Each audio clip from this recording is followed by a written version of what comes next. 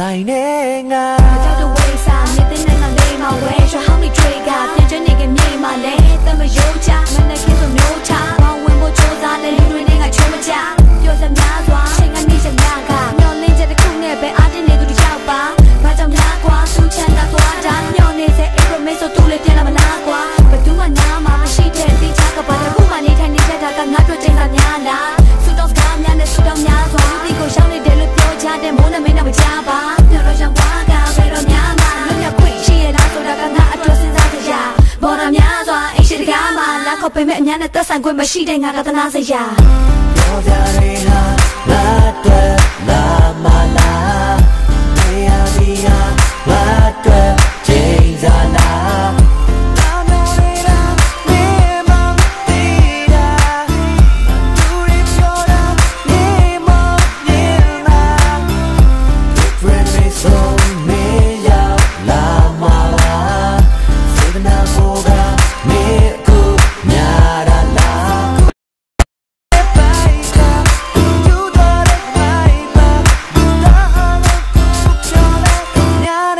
သက်ဆိုင်နဲ့ငါ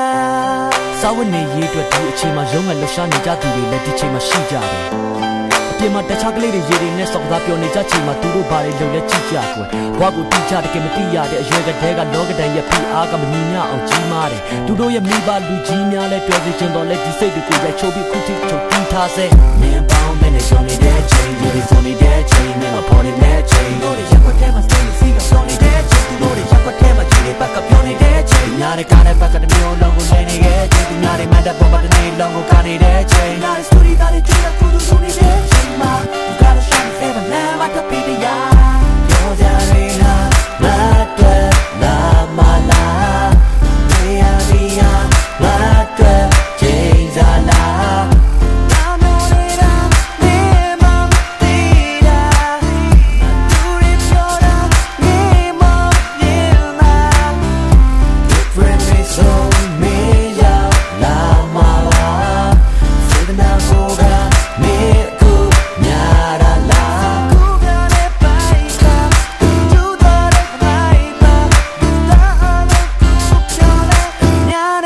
သက်ဆိုင်နဲ့ငါ